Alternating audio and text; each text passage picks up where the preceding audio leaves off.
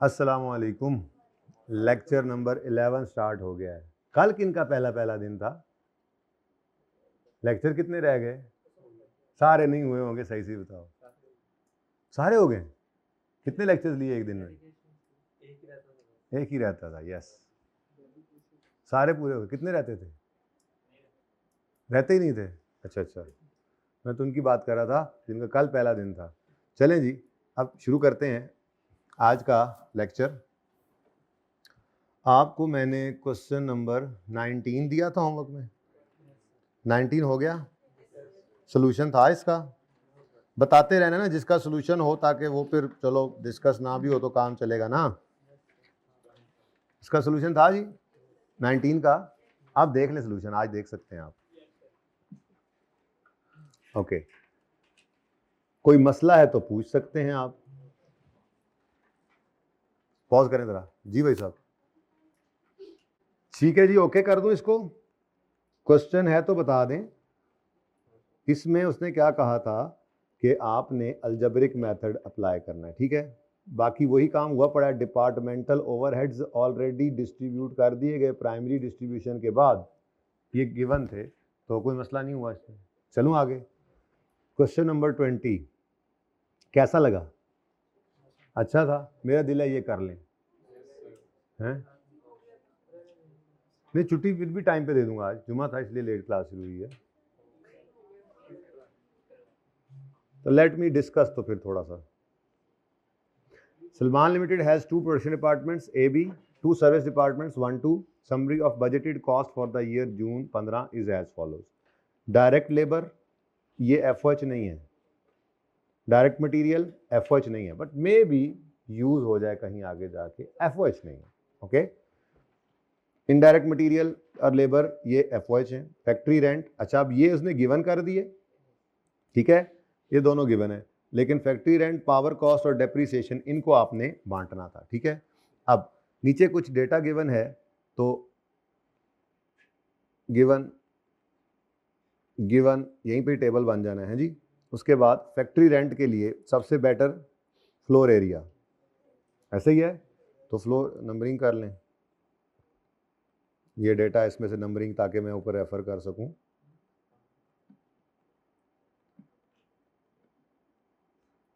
अच्छा, अब जी factory rent के लिए क्या लिया जी आपने?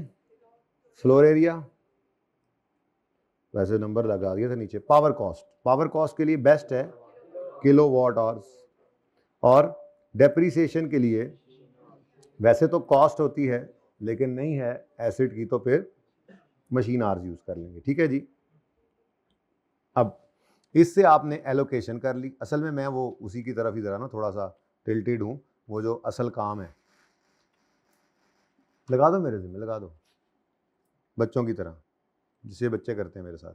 अच्छा जी, अब आप लोगों ने चूंकि सवाल कर लिया है क्वेश्चन नंबर, इससे परेशान तो नहीं हो रहे हैं कि भाई प्राइमरी एलोकेशन करवाते ही नहीं हैं? उसकी प्रैक्टिस हमने की थी अच्छी खासी, और आसान काम है, तभी तो आप कह रहे हैं रहने दे 20, तो इसलिए प्राइमरी एलोकेशन रहने देते हैं। FOH कॉस्ट यहाँ पर आनी है, तो वो सब कुछ करने के बाद आप पहुंच चुके हैं टोटल FOH, ठीक है जी। अब टोटल FOH और आगे कॉलम कौन कौन से हैं जी? जी, पहले बेस, टोटल वो तो खाली रह जाना है इस वक्त, तो फिर PDA, PDB, फिर SD1, दो हैं। चलो चलो, ओह बनाई जाओ तो मिटाई जाओ।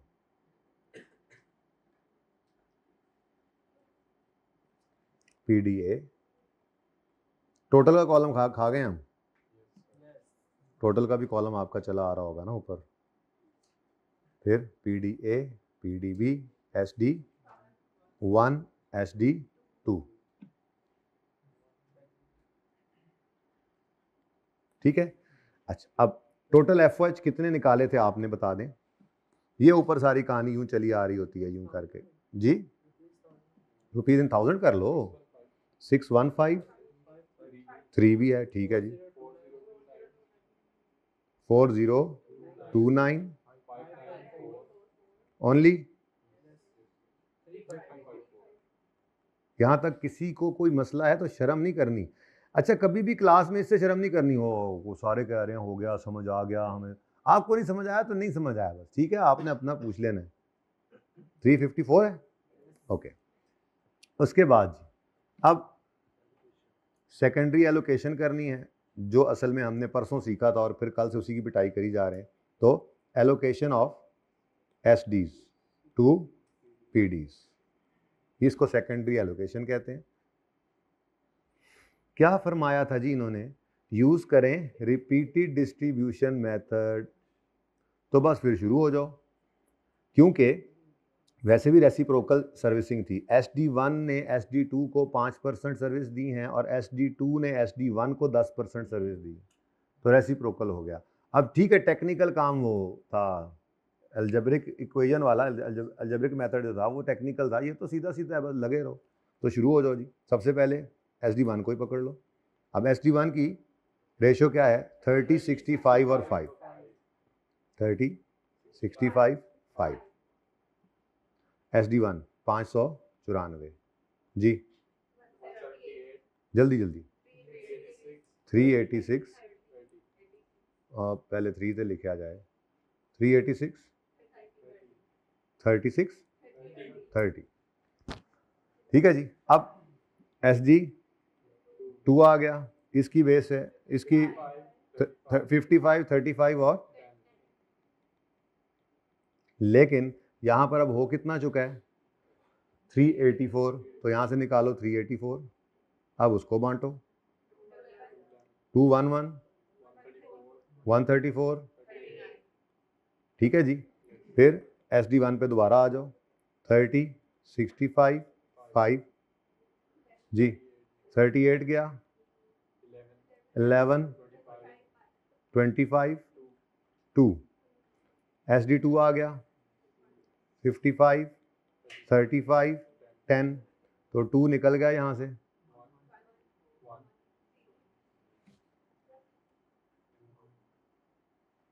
ये दो टोटल्स मैं कर देता हूँ मुश्किल वाले, बाकी आप बता दें। 6555,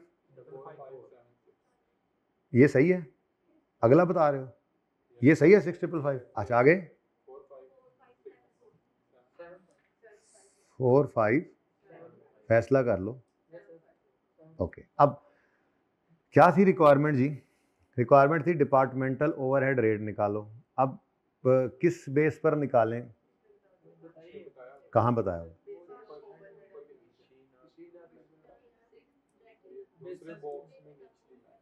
बेसिस ऑफ ओवरहेड एप्लीकेशन उसने अच्छा खुद बताया हुआ था, मशीन आवर्स और डायरेक्ट लेबर आवर्स। वैसे देखा जाए तो है भी ऐसा ही, ए में मशीन आवर्स ज़्यादा हैं, वो मैं से कह रहा हूँ, और बी में पता नहीं है।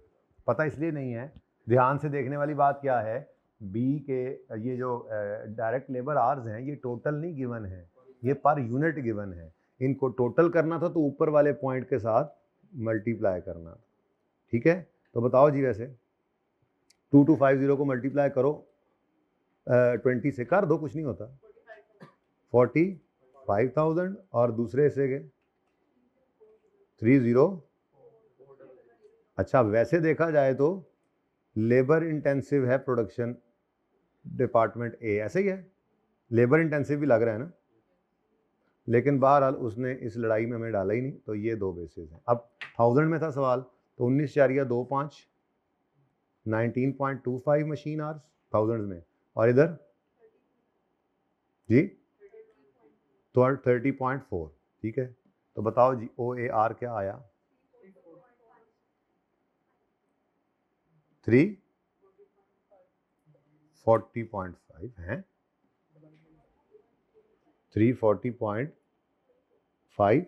एक और भी बताया करो, डेसिमल के बाद 2 डिजिट, रेट्स में परसेंटेज, 340.52, बड़ी मेहरबानी। पर मशीन आ रही है, और अगले का क्या है, 1.5 पर लेबर। ठीक है जी, चलें ज़रा क्विकली हो गया ये भी। तो ये हमारे पास OAR आ गया, डन। चल उसके बाद जी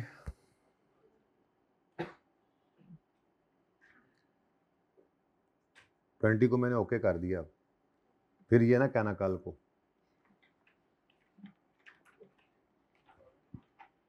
इक्कीसवां कल किया था, 22वां होमवर्क में था, हो गया। कोई क्वेश्चन है तो पूछ सकते हैं। किसका?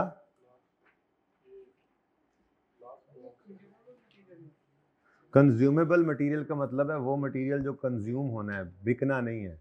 मटेरियल होता ही कंज्यूमेबल है। रॉ मटेरियल खरीदा, उसको फैक्ट्री में प्रोडक्शन में यूज़ किया और फिर प्रोडक्ट बिकी।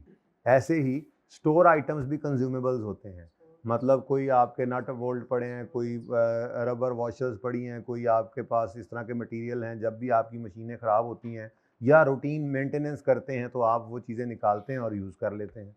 तो वो स्टोर आइटम्स भी कंज्यूमेबल्स होते हैं, यानी वो आपने स्टॉक मेंटेन किया हुआ है सेलिंग पर्पस के लिए नहीं बल्कि फॉर यूज़।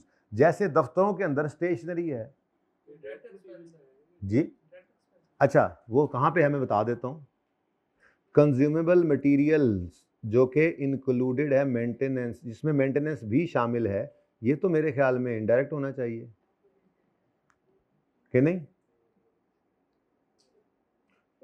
मटेरियल है, ठीक है, वो आप डायरेक्ट मटेरियल तो अलग से आ रहा होगा, नहीं आ रहा। लेकिन बहरहाल कंज्यूमेबल मटेरियल में इंक्लूडिंग मेंटेनेंस है, तो इससे यही अंदाज़ा हो रहा है कि ये मतलब स्टोर के आइटम्स हैं, ये इनडायरेक्ट मटेरियल ही होना चाहिए था। डायरेक्ट एक्सपेंस कहें इसको, नहीं डायरेक्ट, क्योंकि सोल्यूशन में क्या हुआ देखो, हाँ इनडायरेक्ट FOH है, क्योंकि ये तो इसी तरह की कंज्यूमेबल्स, वैसे नाम ही इस्तेमाल इसी के लिए होता है, ऐसी चीज़ें, ऐसे आइटम्स जो कंज्यूम हो जाने, ये नॉर्मली स्टोर आइटम्स ही होते हैं। तो उसने लफ्ज़ मटेरियल लिख के आपको परेशान किया, बस और बात कोई नहीं। सिर्फ कंज्यूमेबल्स लिखा होता तब भी आप समझ जाते कि ये क्या चीज़ है। ठीक है, ओके। और लास्ट, अच्छा, the proportion of maintenance cost time spend for other cost centre. Cost centre का मतलब पता है क्या होता है? जहाँ पे कॉस्ट इनकर हो रही होती हैं, डिपार्टमेंट्स हैं, ठीक है। नॉर्मली ये मतलब यहीं से चीज़ें बनकर बिक नहीं रही होती। जैसे मिसाल के तौर पे कटिंग डिपार्टमेंट जो है वो क्या है, वहाँ पे कॉस्ट इनकर हो रही हैं, लेकिन क्या वहाँ पर चीज़ बनकर बिक भी रही है वहीं पे? नहीं, फिर उससे आगे जा रही। तो कॉस्ट सेंटर जहाँ पे कॉस्ट इनकर हो रही होती है, तो वो कहते हैं मेंटेनेंस कॉस्ट सेंटर जो है सर्विस डिपार्टमेंट है, ठीक है, इसका कितना कितना टाइम किस पे लगा है। तो उन्होंने कहा जी शॉप ए के ऊपर 45% है। जज़ाकल्लाह भाई, साइन किया अगले बंदे ने, रहन दो, जिन्नी दूर होने आना उन्नी देर से मैं भी कर लिया।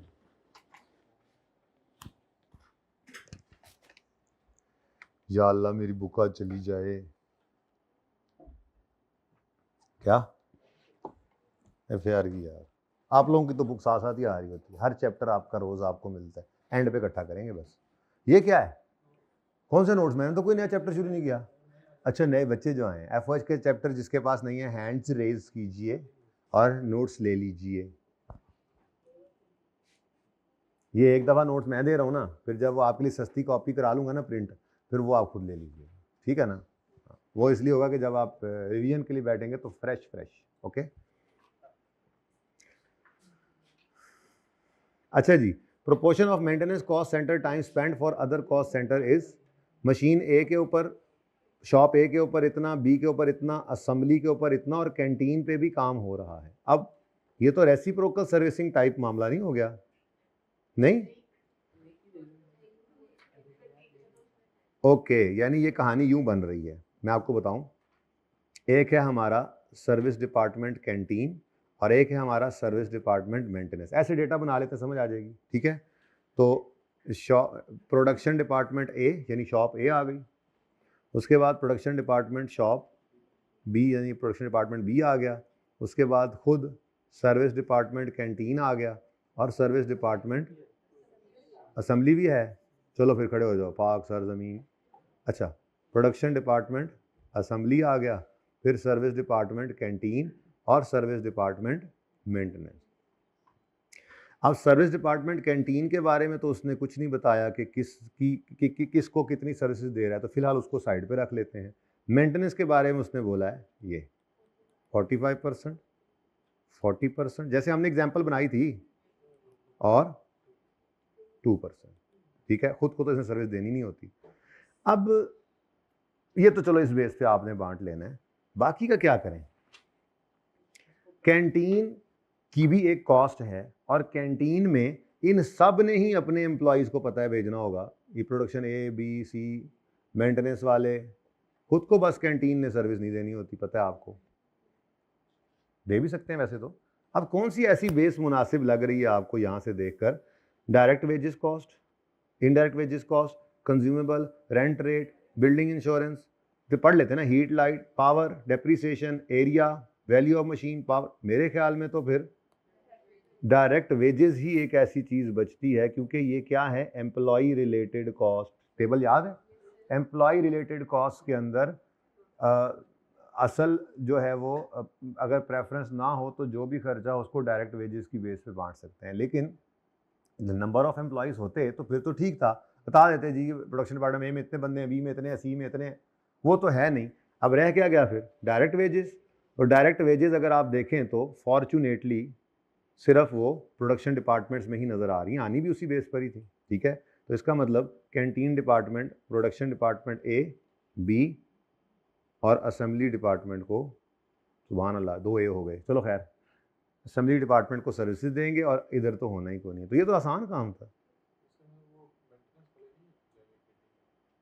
मेंटेनेंस वाले कैंटीन में उसने गए हैं ना ये।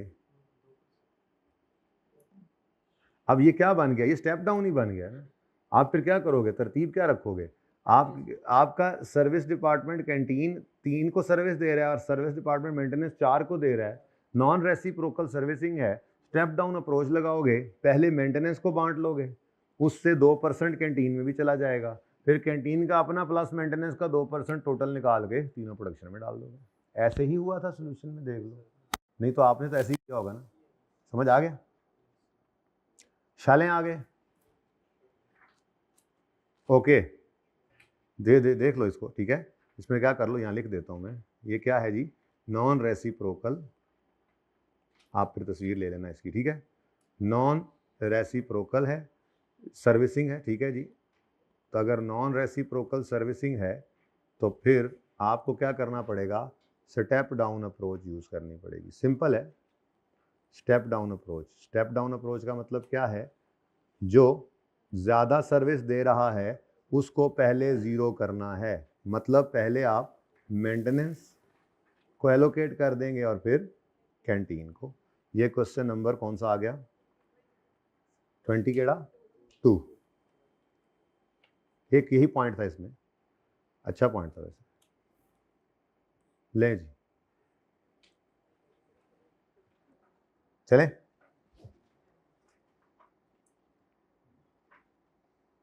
जायका मैं करवाता हूँ अभी, लेकिन उससे पहले मैं ये चाहूँगा कि हम,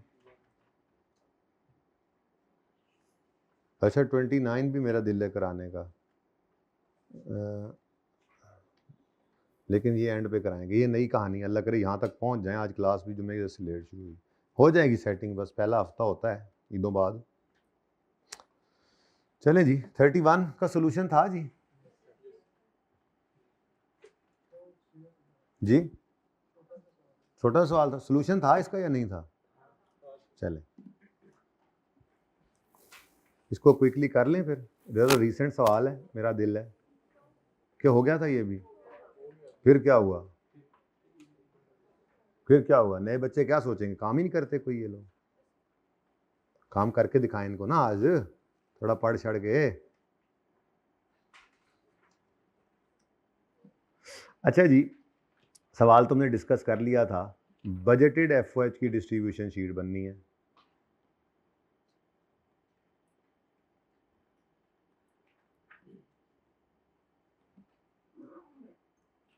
क्या यार, बोर्ड पे करते हैं जाके हैं। 2 डिपार्टमेंट प्रोडक्शन, 2 डिपार्टमेंट सर्विस, ठीक है।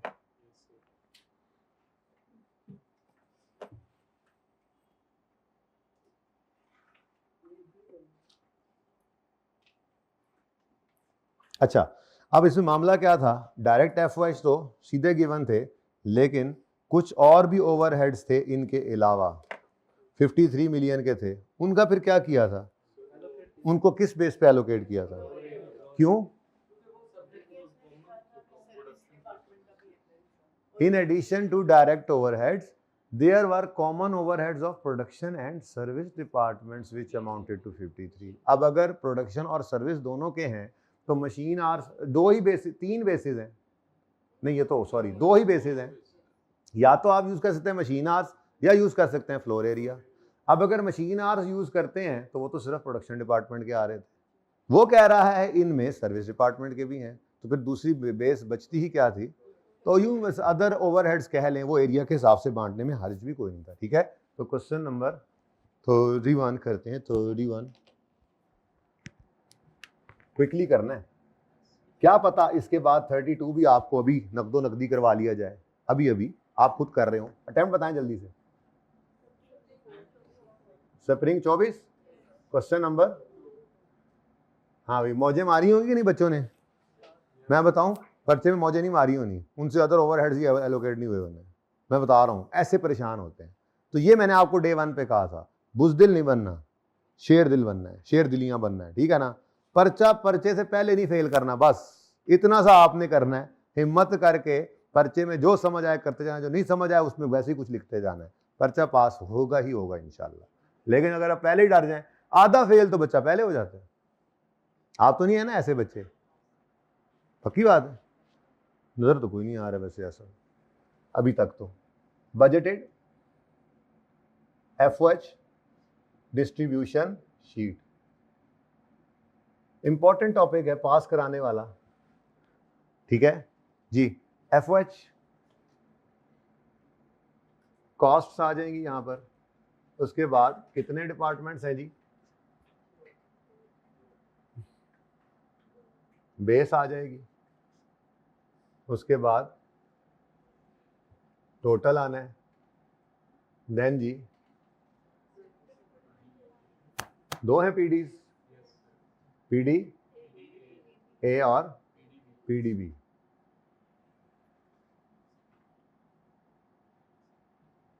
नेक्स्ट सर्विस कितने हैं, दो ही हैं।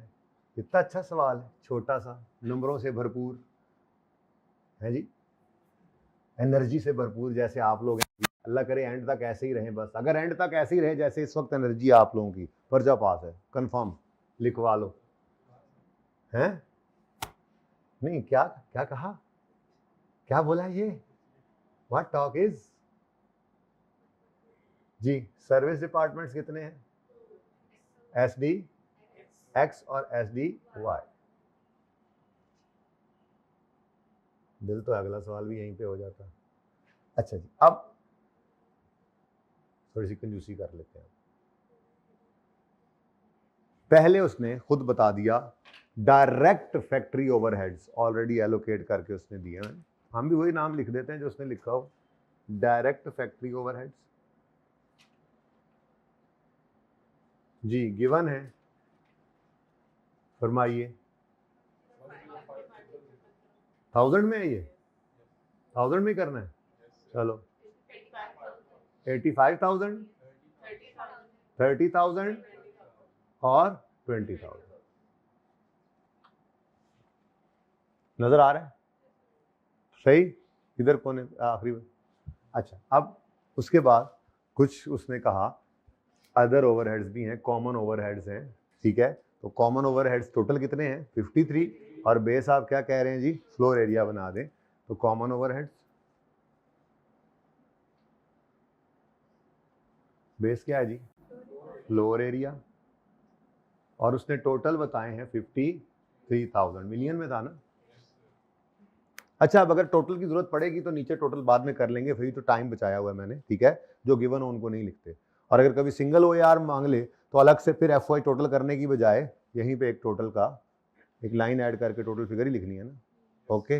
अब फ्लोर एरिया की बेस पे इसको बांटना है, 53,000 है, डिवाइड करें 2650 से, मल्टीप्लाई करें 1200, 1050, 250, 150, जल्दी से बताओ। 24,000, 21,000, ऐसे रेसें माशाल्लाह लगी हुई हैं आज। आहिस्ता आहिस्ता खुशियां मेरी बढ़ती जा रही हैं, बस ज़्यादा खुशियां जब बढ़ती हैं फिर मैं नए टॉपिक पे चला जाता हूँ जी। 3,000, अब टोटल 139,000, 29, अच्छा 129,000, 106,000, 35,000, 23,000। ठीक है जी। अब सेकेंडरी एलोकेशन की बारी आती है। Allocation of SDs to PDs. अब असल काम अब जो है ना बस अंडर ओवर वाला रह गया, समझ लो। वो आज का दिन शुरू करते हैं, कल का दिन लगाएंगे, और फिर कल टाइम मिल गया तो फबिहा, वरना मंडे को मल्टी प्रोडक्ट मल्टी डिपार्टमेंट, ये एक चीज़ रह गई है, वो करके टॉपिक ख़त्म। ठीक है, कितने टॉपिक कितने लेक्चर हो गए टोटल इस टॉपिक पे अभी तक? एफओएच पे 5, 6वां है आज, तो 7-8 में ही ये होता है। बेहतरीन, ज़बरदस्त जा रहे हैं आप। अब कंप्यूट करें एफओएच को यूजिंग, अब रिपीटेड डिस्ट्रीब्यूशन यार एक तो ये बड़ा तंग करता है ना, रिपीटेड डिस्ट्रीब्यूशन, लगे रहो। अब सबसे पहले एसडीएक्स को पकड़ो, एसडीएक्स की परसेंटेज बता दो मुझे। 50, 40, 10, 35,000, वंडो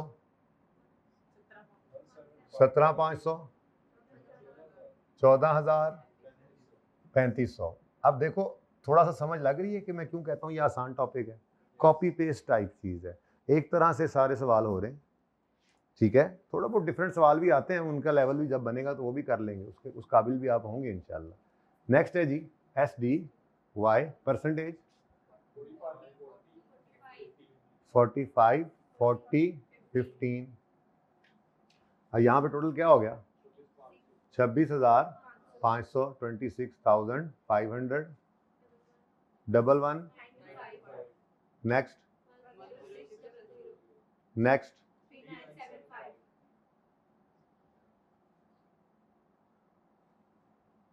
ओके। अब फिर आ गई जनाब किसकी बारी? अब इसमें क्या पड़ा है जी? 39, ये 3975 को बांटना है हमने 50, 40, कितनी दफ़ा जाना पड़ा था? 2 को तो पहले बताना था जी। चलो भाई, जान दे उस्ताद जी। 1988, 1590, 397, बैलेंसिंग निकाला करो एंड वाला, ठीक है? 398, 8 कैसे हो सकता है? देखा, मैंने कहा था बैलेंसिंग निकाला करो। चले नेक्स्ट, 397 पकड़ लो। यार कितने फंस गए, सीए करन आए सी की करन लग गए हैं, है ना? यही सोचते होगे। नहीं तो खुश होते हो, शुक्र ऐसे काम भी है मुफ्त के नंबर देने वाले जी। 179, 159,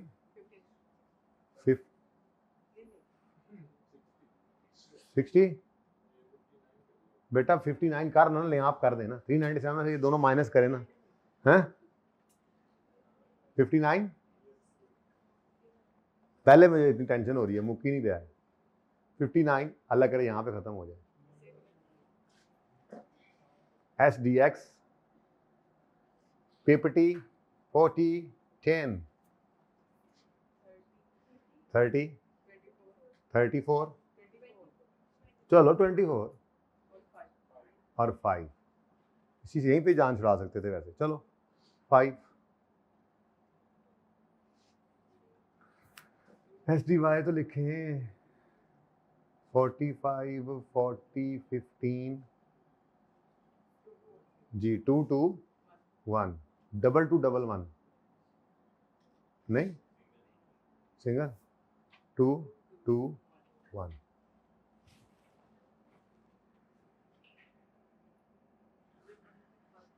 अच्छा जी नहीं आई नीचे एस डी एक्स 50 40 10 लो जी 1 निकल ही गया है। यहाँ पे क्या यहाँ पे 1 कर लो यहाँ पे 0 कर लो ठीक है।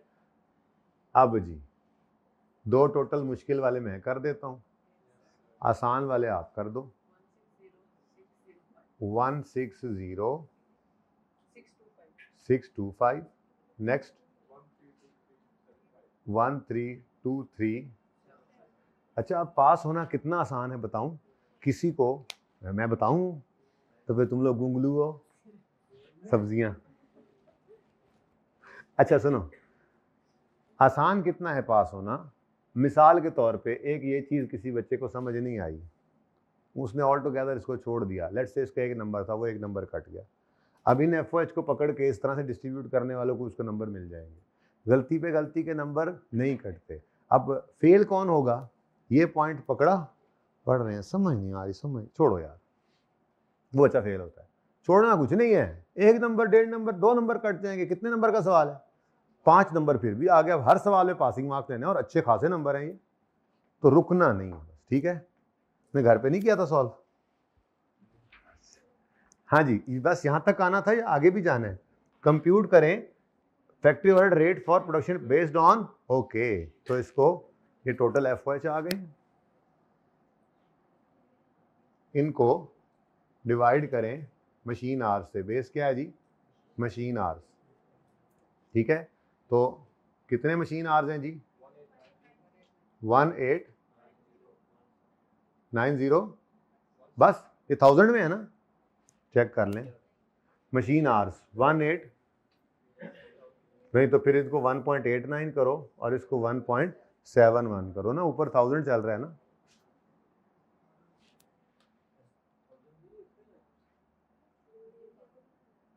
बहुत कम लग रहे हैं कोई बात नहीं है सही है बोलो 1 पॉइंट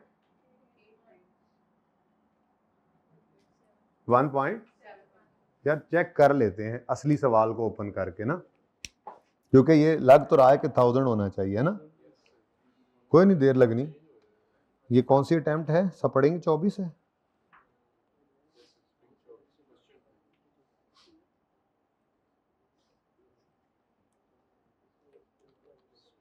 स्प्रिंग 24 है ना तो वो ऑटम 24 के अंदर पेपर पड़ा होगा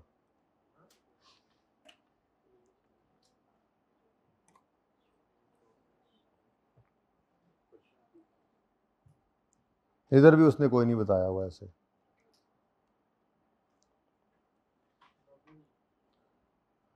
अगर नहीं बताया तो कोई बात नहीं है जो लिख दोगे वह उसी के नंबर है यहाँ पे भी उसने 1000 नहीं लिखा हुआ ऐसे ही है ना मशीन आर नजर आ रहा है 1890 ही लिखा हुआ है अच्छा चलो कोई बात नहीं अगर एक बार सोल्यूशन पे भी नजर मार लेते हैं हाँ तो फिर वो उसने गलती की ना सवाल के अंदर लेकिन अब ये समझें आप कि उसने नंबर काट लेने तो बिल्कुल भी नहीं काटने बिल्कुल भी नहीं काट सकता 1890 है जिसने 1890 लिखा 1000 एज्यूम करके उसका उसने वो असल में 1000 इन 1000 आवर्स इन 1000 लिखना भूल गया था मेरे ख्याल से ठीक है जैसे ये देखें ना आप सोल्यूशन में कोई बात नहीं बेटा अब इतना बड़ा रेट आएगा तो उसकी गलती है ना नंबर नहीं काट सकता आपके ठीक है तो ये देखें जी मशीन आवर्स ऊपर 1000 ले लिया और नीचे मशीन आवर्स ये लिए ठीक है तो फिर हम यही ले लेते हैं वैसे अगर किसी ने 1.89 भी लिया तो उसके भी नंबर काट नहीं सकता टेक्निकली कहीं पे लिखा ही नहीं हुआ आवर्स इन 1000 ठीक है तो फिर बच्चे जो 1.89 करेंगे वो भी ठीक है ओके लेकिन सवाल के अंदर मैं सोच रहा हूँ अगली बार इसे वैसे ही डाल दूंगा नोट्स में 18 बच्चों ने कौन सा जाके सवाल देखना होता है तो मैं नहीं देखने होते हैं 1710 इसका सोल्यूशन वैसे मौजूद नहीं था किताब में ये नोट्स में तो उसमें भी 1890 ही था सही है चलो जी जी 84.99 77.41 तो ये आपके पास आ गया ओवरहेड एब्जॉर्प्शन रेट रुपीस पर मशीन आवर। तो यूं कर लेते हैं हम, इस सवाल को बदल ही लेते हैं अपने लिए, ठीक है, ऐसे ही रखते हैं हम इसको। स्टूडेंट, इससे कोई फर्क नहीं पड़ता, मैं फेल होने के तरीके थोड़ी सिखा रहा हूं आप लोगों को यहाँ।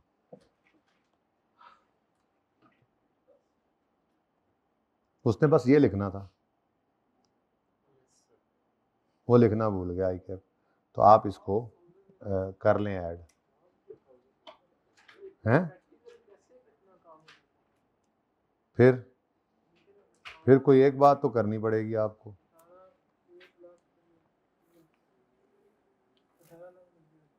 क्यों नहीं हो सकता प्रैक्टिकली?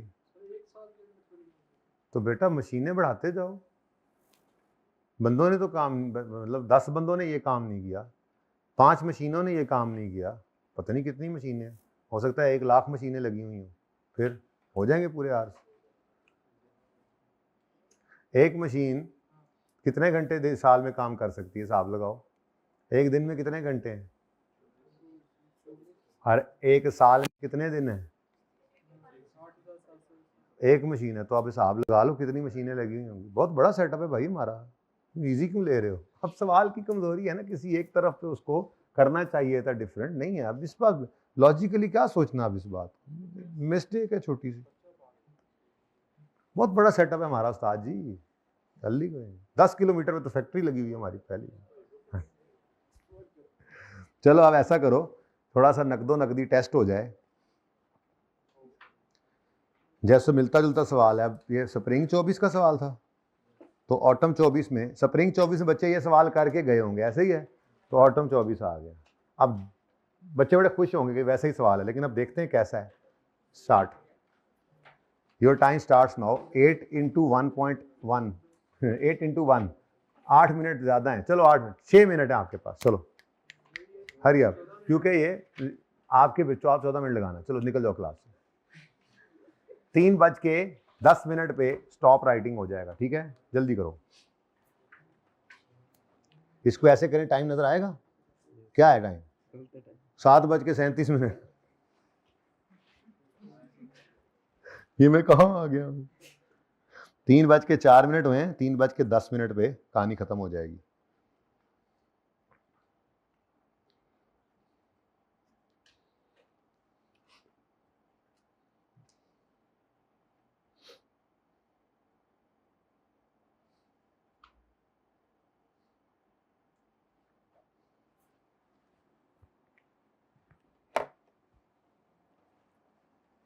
क्वेश्चन पढ़ा है आपने?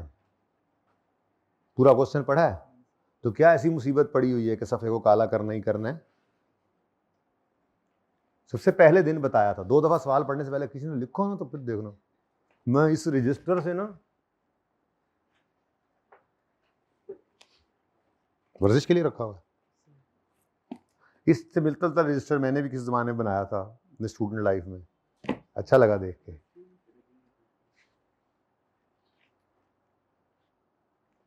नर्सरी में, ये सीए की स्टूडेंट लाइफ में, नर्सरी में पढ़ो पढ़ो पढ़ो, शाबाश।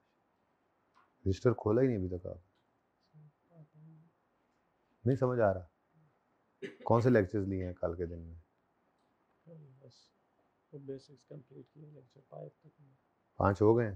चलो चलो, हिम्मत करके सोच, कोशिश करते रहो, ताकि जब इन लेक्चर से पहुंचो तो फिर ये स्पीड निकल जाएंगे, इजी रहेगा। चलो अल्लाह करे।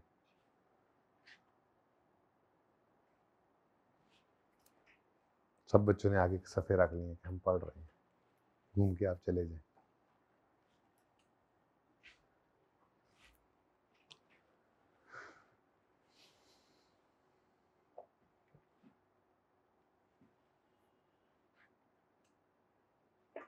लेक्चर पूरे है ना? कौन सा? कल वाला तो लिया हुआ है ना, तो सवाल हो जाएगा। कल परसों वाला तो लिया हुआ लेक्चर।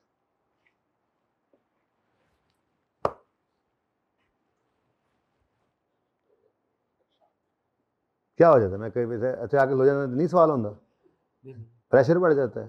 कहाँ से पढ़ने आए हो? मैं पंजाब से। कहाँ से? भावल। बावल नगर भी कुछ करीब नहीं है। केपी के का तो नाम ही बदनाम है बस। कितने घंटे लगते हैं बावल नगर जाने में तुम्हें? 8 घंटे लगते हैं। और पेशावर जाने में इससे कम टाइम लगता है, बता दूं मैंने कहा। गल बनी हुई है।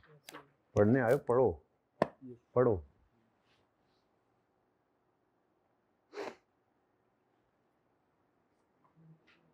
क्या हाल है दोस्तों? ठीक हो? मजे में हो?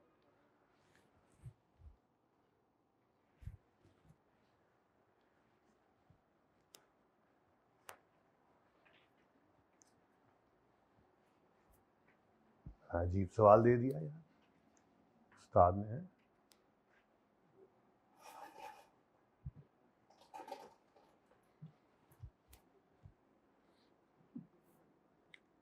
आज 4 बजे तक पढ़ लें, मतलब जुम्मा था ना, ले।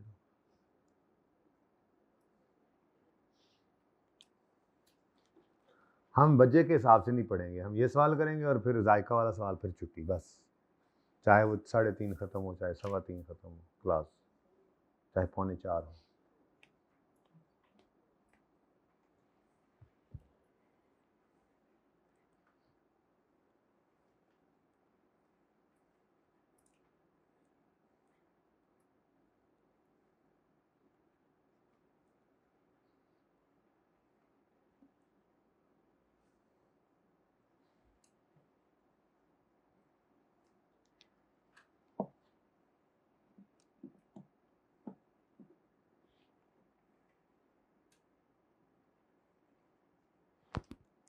लो जी, मेरे ख्याल में 1 मिनट रह गया।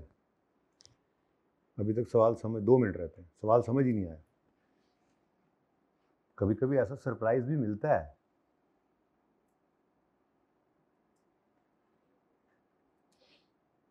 पर्चे में भी ऐसे ही पढ़े होंगे बच्चे उस सवाल पे, FOH आ गया। अभी पिछली अटेम्प्ट का ऐसे ही किया सवाल, हो नहीं रहा आगे। चलो,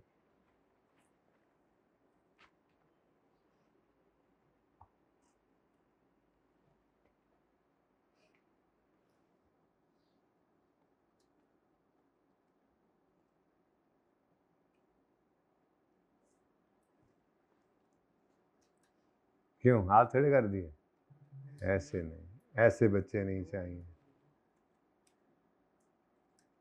हिम्मत ही तो नहीं हारनी है, चांदते तारे हो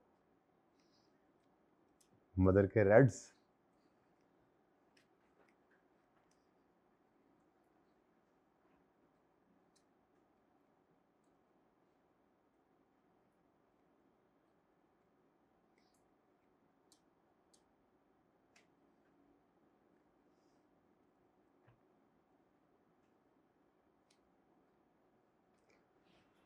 चलो यार, टाइम मैंने बहुत कम दिया था आपको,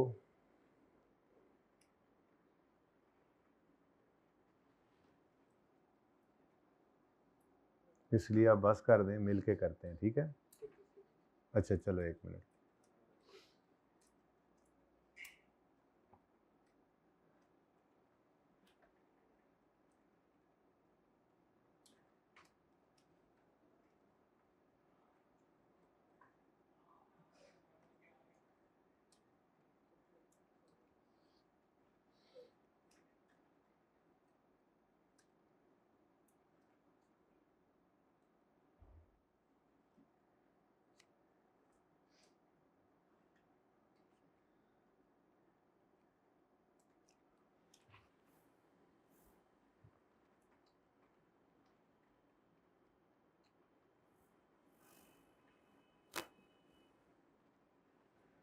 डिटरमिन फैक्ट्री ओवरहेड रेट पर मशीन आर।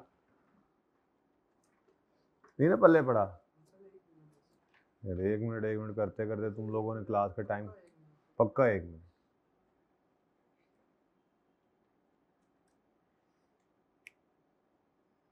कद्दू वाले, क्या समझ आ रही है आज? कुछ नहीं समझ आ रही ना? आज हम आपको परेशान करने के लिए लेक्चर कर रहे हैं ये वाला, ताकि आप लोग परेशान होकर इस वीकेंड पे सारे लेक्चर्स पूरे कर दें, है ना? हालांकि जब मैंने सवाल बनाया, निकलना कुछ नहीं है इसमें से।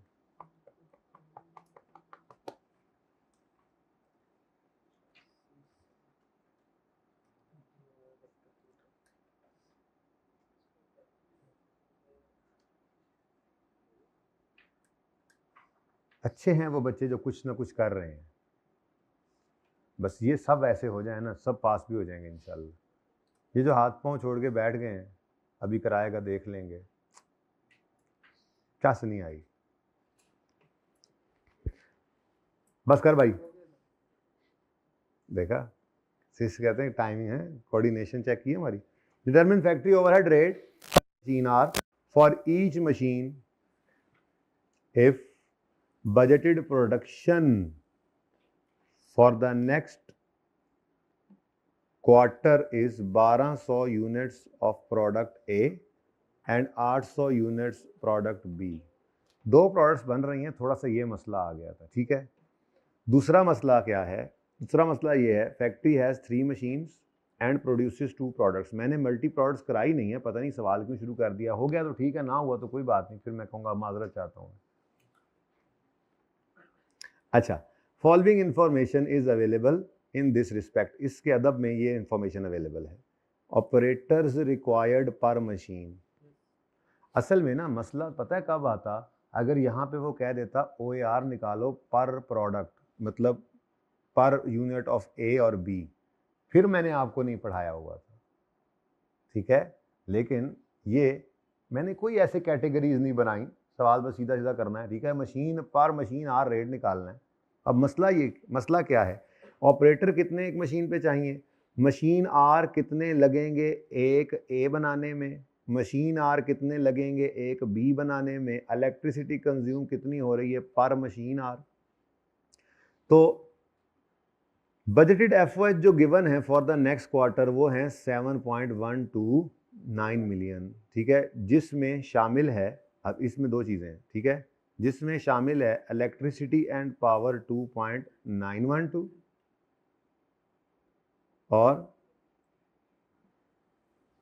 अदर्स, फिर बाकी मतलब टोटल एफओएच अगर 7.192 है, इसमें से 2.912 अगर इलेक्ट्रिसिटी एंड पावर है तो फिर बाकी अदर्स होंगे, ऐसे ही है। वो कितने बनते हैं 4.28, ठीक है जी। अब ये क्या आ गए अदर्स, ये मैंने बैलेंसिंग निकाल ली। अब जो इलेक्ट्रिसिटी एंड पावर है, इसके लिए तो इलेक्ट्रिसिटी कंजम्पशन किलोवाट आवर्स ही हमारे लिए रेलेवेंट है, पर मसला क्या है, मसला ये है कि इलेक्ट्रिसिटी कंज्यूम पर मशीन आर गिवन है 12, यानी कि एक मशीन अगर मशीन 1 अगर 1 घंटा चलती है तो वो 12 किलोवाट आवर्स एनर्जी ले रही है, ठीक है। अच्छा, अब आगे चलते हैं। वो कह रहा है all other overheads other than electricity are allocated on the basis of. अब हर मशीन पे कितने ऑपरेटर्स चाहिए? 2, यानी एक मशीन 1 के लिए 2, मशीन 2 के लिए 3, और वो अलग अलग है, ठीक है। अब एक मशीन चलाने के लिए मशीन 1 चलाने के लिए कितने ऑपरेटर्स चाहिए? 2। मशीन 1 चली कितना ये पता नहीं था, यानी बेसिकली चीज़ें कैलकुलेट करनी पड़नी थी बेस बनाने के लिए, निकालने के लिए, ठीक है। अच्छा, अगर मशीन आवर्स ए पर लगते हैं 0.7 और टोटल ए आपने बनाए हैं 1200, तो 0.7 इंटू 1200 840।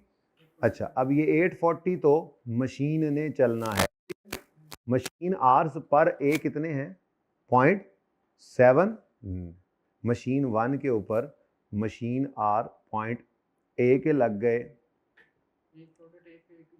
1200 के हिसाब से, इधर इधर आएगा ना, ये आएगा, ऐसे ही है, बोलो। और ये यानी बेसिकली मशीन 1 है, इस मशीन 1 से दो चीज़ों ने होकर निकलना है, एक ए ने, दूसरा बी ने। ए पर कितने आवर्स लगते हैं, एक बी पर कितने आवर्स लगते हैं, ठीक है। अब मशीन 1 तो ये दोनों ही चली ना, फिर ए टोटल कितने बने, बी टोटल कितने बने, तो ये मशीन आवर्स मशीन 1 के टोटल हुए। बात समझ आई है? यानी मैं वहाँ पे करता हूँ अभी सवाल तो तफसील से। अगर मैं कहूँ कि मशीन 1 कितने घंटे चली, मशीन आर्स टोटल कितने रिक्वायर्ड हैं, तो कैसे निकालेंगे आप? आपने यूँ एक बार लिख लेना है मशीन आर पर ए इनटू कितने यूनिट्स बने 1200 प्लस मशीन आर्स पर बी इनटू कितने बने, टोटल कितना बना, इसका टोटल क्या आया 1000, ये 1000 मशीन आर्स टोटल मशीन 1 चली। अच्छा मसला इसके अंदर ये था, मैथमेटिक्स थी और कुछ नहीं था। एफओएच के चैप्टर में कोई नई चीज़ नहीं आ रही थी यहाँ पे बस कैलकुलेशन का मसला था। ठीक है, चलो अब सवाल को कर लेते हैं। अच्छा सवाल है ना, इसलिए मैंने कहा ज़रा पहले आपसे करवा लूँ, क्योंकि अगर मैं तो करवा देता तो आपको पहली बार में समझ आ जाता। आप कुछ ने कुछ सोचा, अच्छा किया कि कुछ करते रहे, लेकिन जो ऐसे बैठ गए हाथ पाँव छोड़ के, मैं बिल्कुल अच्छे नहीं लगे मुझे वो, और मुझे आप बिल्कुल पसंद नहीं आया वो। ठीक है जी, तो machine 1, machine 2, machine 3 FOH electricity and power kilowatt hours की बेस पे करनी है। अच्छा किलोवाट आवर्स की अलग मुसीबत है। मशीन 1 अभी अभी आपने बताया कितने घंटे चली है, 1000 घंटे, और मशीन 1 जब 1 घंटा चलती है तो इसका मतलब टोटल मशीन आवर्स 1000 हैं और 1 घंटा चलने पर कितने किलोवाट्स खा गई है, तो total machine hours into kilowatt hours, तो 1000 into 12,000 kilowatt hours, 12,000 kilowatt hours खर्च हुए हैं। ठीक है, तो ये आपके पास इलेक्ट्रिसिटी कंजम्पशन की बेस आ रही है। तो ये सारा मसला था इस सवाल के अंदर। अब सवाल करते हैं तो होता चला जाएगा इंशाल्लाह। ठीक है, सबसे पहले आप बजटेड एफओएच डिस्ट्रीब्यूशन शीट बना लें। कितना खूबसूरत सवाल था, 8 नंबर के लिए बिल्कुल जस्टिफाइड सवाल था, समझ आ जाए तो। इसीलिए मैंने उस वक्त भी बोला था 2 दफ़ा पढ़ो सवाल को, नहीं समझ आए ना 3 दफ़ा पढ़ो। अब जिन्होंने 2 से 3 दफ़ा सवाल को पढ़ा ना, वो कुछ ना कुछ कर रहे थे, लेकिन जो खाम खा सफ़ा काला करने की तरफ चलते हैं ना, वो नुकसान उठाते हैं। उतना टाइम लगा के भी कुछ हाथ नहीं आता उनके। प्लीज़ इसको ज़रा वजीफ़ा हयात बनाइए। आटम 24 क्वेश्चन नंबर 1, पहला सवाल ही देख के ऐसे रालें टपकी होंगी, लेकिन फिर जो फंस गए वो फंस गए। हाँ जी, बजटेड एफओएच डिस्ट्रीब्यूशन शीट बनेगी और इसमें कोई सर्विस डिपार्टमेंट नहीं है। टोटल क्या लिखते होते हैं पहले, एफओएच कॉस्ट, एफओएच एक्सपेंसेस, कुछ ऐसे ही। जी जी ठीक है, जो आप कहेंगे भाई वही लिख दूंगा मैं। ये लें, नाराज क्यों होते हैं, मैंने तो नहीं सवाल दिया, ये मेरे पे क्यों नाराज हो रहे हैं, बिगड़ क्यों रहे हैं। अच्छा, उसके बाद बेस, देन जी टोटल,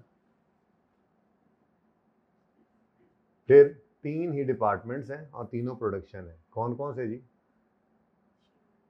मशीन लिख दिया उन्होंने, कोई बात नहीं वही लिख दो जी। मशीन 1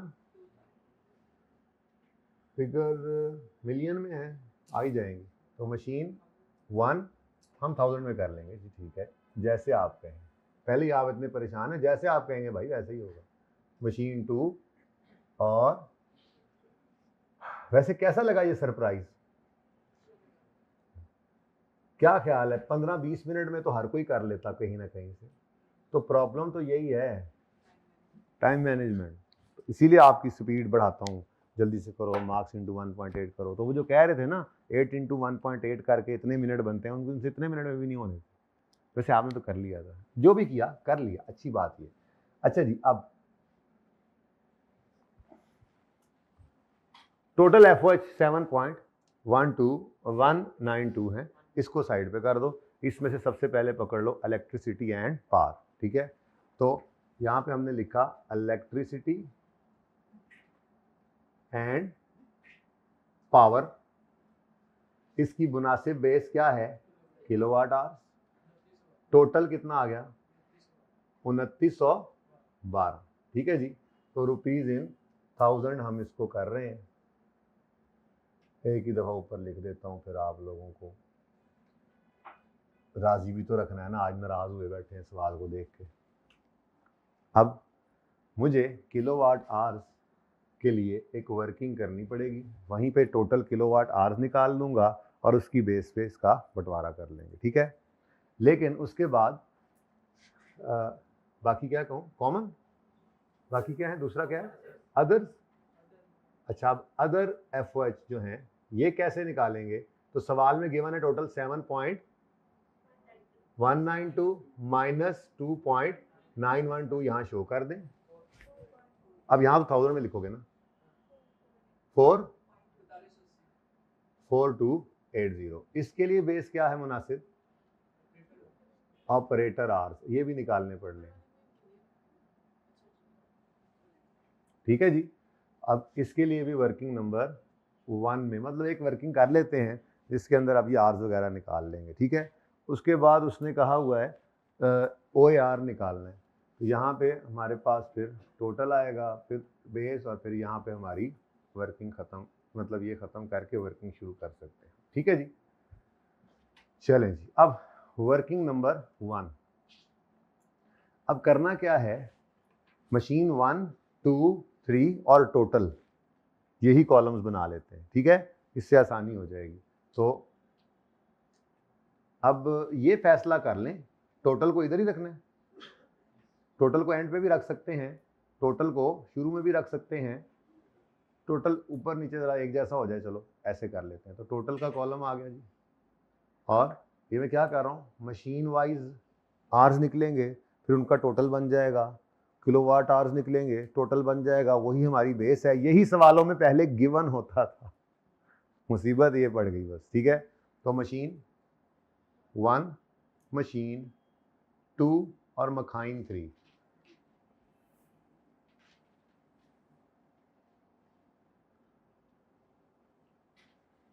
मुझे लगता है ये सवाल हो जाए तो बड़ी बात है। चलो खैर, शरारत की थी मैंने, जायका फिर भी अब मिस कर गए, जो जायका आना था ना आज आपको, चलो कोई नहीं। अब जी सबसे पहले जी मशीन आवर्स कितने रिक्वायर्ड हैं, क्योंकि मशीन आवर्स रिक्वायर्ड पता लगेंगे तो आपके किलोवाट आवर्स भी निकल सकते हैं, आपके ऑपरेटर आवर्स भी निकल सकते हैं। क्योंकि एक मशीन अगर 1000 घंटे चलती है और उस मशीन पर 2 ऑपरेटर हैं, तो 2 ऑपरेटर्स के 2000 घंटे लग गए।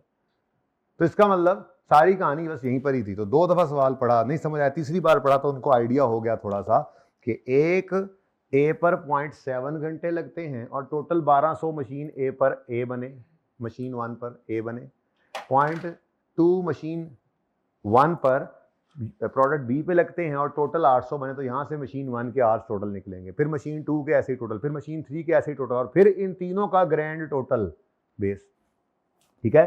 तो फिर हम मशीन आवर्स रिक्वायर्ड के लिए फॉर्मूला लिख लेंगे, मशीन आवर्स पर A into 1200 plus machine hours पर बी इंटू 800। ये फॉर्मूला अंग्रेजी में लिखने के बाद तीनों मशीनों पे अप्लाई हो जाएगा, बस ये बदलते जाएंगे, ठीक है। तो machine hours required,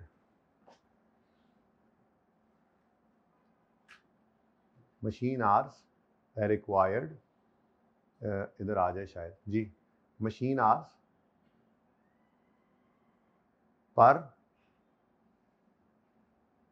A into 1200, A बने टोटल, प्लस मशीन आवर्स पर बी इंटू 800। ये फॉर्मूला लिख लें जल्दी से, और उसके बाद कैलकुलेटर मार लें। यहाँ पे पूरा नहीं आ रहा इसलिए मैं इसको अगली लाइन में लिख रहा हूँ, ठीक है जी।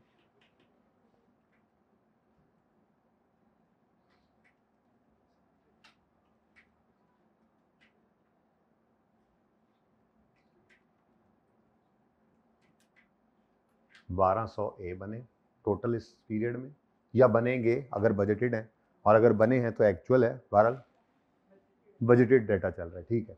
और मशीन आवर्स पर बी इंटू टोटल 800 बी बनाने का इरादा रखते हैं। अब मशीन 1 के लिए ये फॉर्मूला लगेगा, तो 0.7 इंटू 1200 प्लस 0.2 इंटू 1200, बोलें 1000 बताए थे शायद आपने, ठीक है। ग्रैंड टोटल तो नहीं ना लिखना, ग्रैंड टोटल तो ये नहीं है ना चांद, ये मशीन 1 का है। फिर 0.6 into 1200 plus 0.3 into 800, machine B के 960 घंटे रिक्वायर्ड हैं हमें। समझ आ गई अब बात की। 0.5 इंटू 1200 प्लस 0.4 इंटू, तो एक बार अंग्रेजी लिखी, अब काम चला लिया, 920 ग्रैंड टोटल 288। अब ये क्या आ गया हमारे पास, मशीन आवर्स, लेकिन मशीन आवर्स किसी की बेस नहीं है, दो खर्चे हैं ऊपर, एक की बेस किलोवाट आवर्स है, दूसरे की बेस ऑपरेटर आवर्स है, ठीक है। अब आगे बढ़ते हैं, नेक्स्ट ऑपरेटर आवर्स पहले निकाल लेते हैं।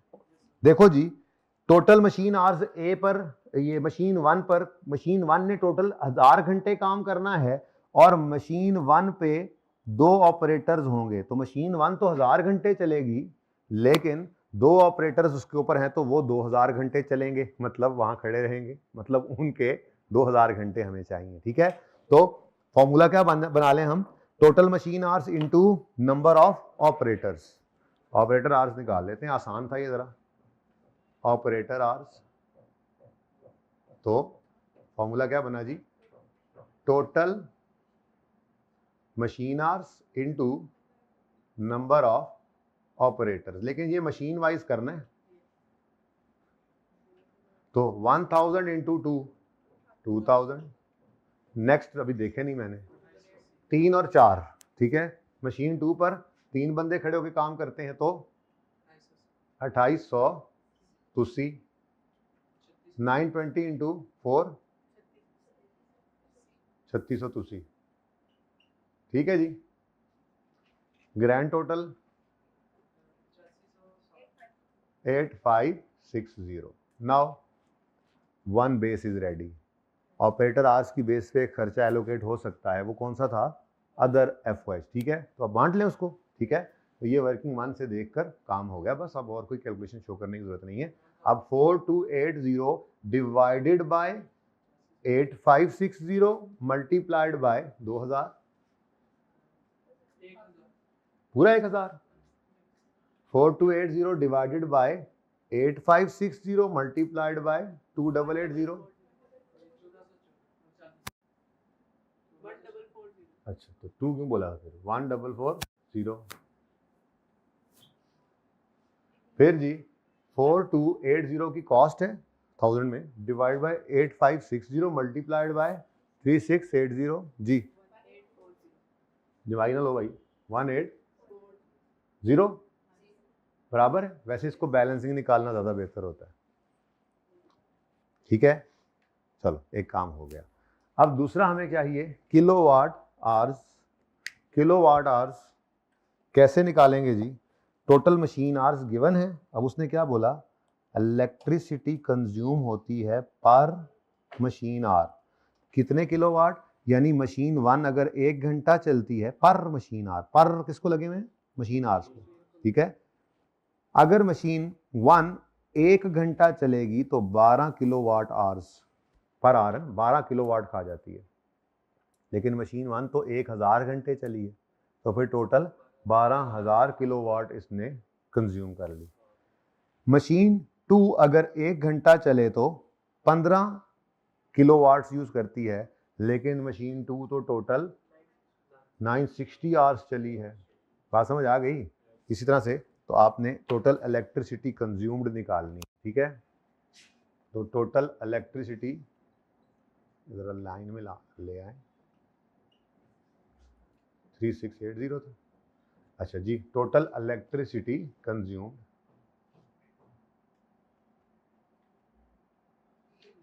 समझ तो आ जाती इसकी, तो फिर तो मसला ही कोई नहीं था, 8 नंबर मुफ्त के ही थे, और समझ उन्हीं को आनी थी, इन्होंने 2 दफ़ा समझ नहीं आया तो तीसरी बार भी पढ़ लिया होगा, पर कुछ बच्चे तो बस सब सफ़ा काला करने के फिक्र में होते हैं, जैसे ही बस पर्चा मिलता है तो ये सही नहीं है जी। क्या लिखें यहाँ पर, असल में तो मसला था टोटल मशीन आवर्स निकालने का, वो निकल आए तो अगला काम आसान, तो total machine hours into kilowatt hour पर मशीन आवर, ठीक है, तो 1000 इंटू 10 12 था, 12000 आ गया, फिर 960 इंटू 15 144, फिर 920 इंटू 20 18, 400 ग्रैंड टोटल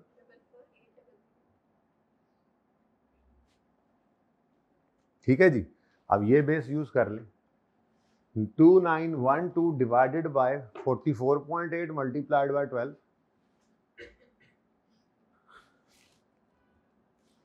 2912 कॉस्ट है डिवाइड करो टोटल इलेक्ट्रिसिटी कंज्यूम से मल्टीप्लाइड बाय 780 2912 डिवाइड वो कैलकुलेटर पे आपको बैक वाला बटन दबाते हैं 2912 डिवाइड बाय 44800 मल्टीप्लाइड बाय 14400 और बैलेंसिंग निकाला करो आखिरी 96 टोटल एफओएच आ गई जी। ये क्या हुआ 1840 ऊपर जाओ जी बच्चों टोटल कर दो आप टोटल एफओएच आ गए और ये सेकेंडरी एलोकेशन की इनको ज़रूरत ही नहीं है क्योंकि एसडीज हैं ही नहीं। टोटल एफओएच कॉस्ट 7192 अरे ये तो वही आ गया तो वही बांटा था वही आना था वैसे ही आपने टोटल कॉलम बनाया जी 17 नेक्स्ट नेक्स्ट 3036 थाउजेंड्स के अंदर एफओएच की कॉस्ट आ गई। अब इसको डिवाइड करना है बेस से उसने कहा था पर मशीन आर रेट निकालना है। अल्हम्दुलिल्लाह मशीन आर्स ही तो हमने निकाले हैं यानी मशीन आर्स ना निकले तो तुम्हारे मशीन आर निकले थे पर नहीं लगाया मशीन को जाओ यार जाओ यार डिवाइडेड बाय बेस बेस क्या है जी मशीन आर्स ठीक है और ये भी अगेन कहाँ से मिलेंगे हमें वर्किंग 1 से ही वही मशीन आर्स है ठीक है तो डिवाइड बाय 1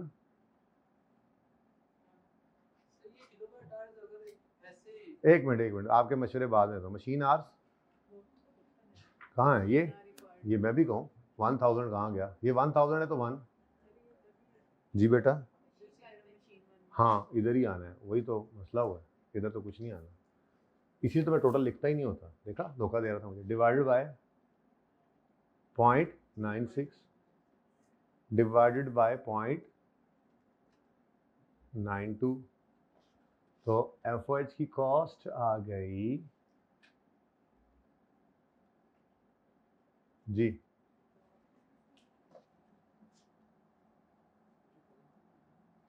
OAR ₹0 पर मशीन आर जी बेटा क्या हुआ 0.96 0.92 क्यों किया है ऊपर थाउजेंड्स में है ना डेटा सारा तो ये 1000 में नहीं थे तो इनको 1000 में कन्वर्ट किया है बस नहीं लिखना तो ऊपर फिर लिखो 1780000 डिवाइड बाय 1000 कर देना समझ आई जे दसो फिर आंसर वाह बड़ा आंसर बताया अगला बता दे 24 तीसरा ₹1 पर मशीन आर लो जी आंसर आ गया कैसा लगा सवाल अच्छा था डिफरेंट था होमवर्क में होता तो आराम से कर लेते प्रेशर डाल के मैंने खराब कराया सारा कुछ है ना डाल दो मेरे पे इल्ज़ाम इसका अच्छा है ना ज़रा पेपर टाइप प्रेशर बना मैं अभी ऊपर आ खड़ा हूँ सवाल कर रहा हूँ बोल भी रहा हूँ तंग भी कर रहा हूँ मुख्तलिफ चीज़ें डाल के फिर भी आपको परफॉर्म ऐसे ही करना है परफॉर्म ऐसे हालात में परफॉर्मेंस सीख लो तो फिर अच्छे हालात में तो हो ही जाती है ठीक है अच्छा जी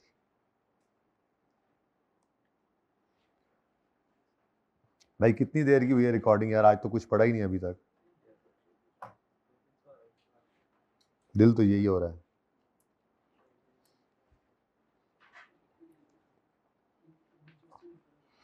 वैसे 29वां सवाल मेरे आज के प्लान में था लेकिन वो अब कल पे चला गया 29वें सवाल के अंदर पहली बार आपको मैंने सिखाना था तो अब देखो कल सैटरडे है ना हर सैटरडे को बहुत इंपॉर्टेंट काम हुआ करता है ये मैं जान के नहीं कर रहा अब आपके सामने है हम रोज पढ़ रहे थे लेकिन अंडर ओवर एब्जॉर्ब पहली बार आपको जो नजर आ रहा है होने जा रहा है सबसे इंपॉर्टेंट काम वो कब हो रहा है सैटरडे को मेरा कसूर है इसमें कोई अल्लाह की तरफ से ऐसे ही है अब 29 कल करेंगे इंशाल्लाह ठीक है और फिर 28 27 ये मल्टी प्रोडक्ट वाले हैं इनमें भी अंडर ओवर का शायद मसला है तो ये भी कल पे चले गए, परसों पे भी जाएंगे। अब हम आ चुके हैं वापस, ये सारे सवाल बड़े ही अहम हैं, ठीक है, 24 से ऑनवर्ड्स। फिलहाल तो मैं 23वें पे आ गया हूँ। भाई कितनी रिकॉर्डिंग हुई है? अभी तो सिर्फ 1 घंटा 10 मिनट पड़ा है। चलो ये सवाल कर लेते हैं, फिर छुट्टी कर लेना है। तैयार हो? होमवर्क में आज को सवाल दिया है, चलो पढ़ते हैं, फिर हो सकता है ये होमवर्क में दे दूँ। इसका सोल्यूशन तो नहीं होगा मेरे ख्याल से। हाँ, रिक्वायरमेंट बड़ी अजीब है, फंस गए आप। समझे, मेरा ये आखिरी लेक्चर था एफओएच का, हमारा चैप्टर। क्या हंसते क्यों हो यार, ऐसे समझा करो, अपने ऊपर तारीफ किया करो इस कैफियत को कि फंस गए अब, ठीक है। तो अगर आपने यही समझना है कि मेरा आखिरी लेक्चर था, तो फिर तो आपको पहली बार ही खुद पढ़ना चाहिए इसको। क्या ख्याल है? ठीक है, तो आपका ये होमवर्क नहीं है, अभी टेस्ट ऑफिशियली शुरू नहीं हुए, तो ये आपका टेस्ट बना दे, तो मैं नहीं पढ़ रहा, ठीक है। आप बिल्कुल इसको सही मानों में जैसे पर्चे में है वैसे ही करो। 16 इंटू 1.8 करो, कितना आंसर आता है?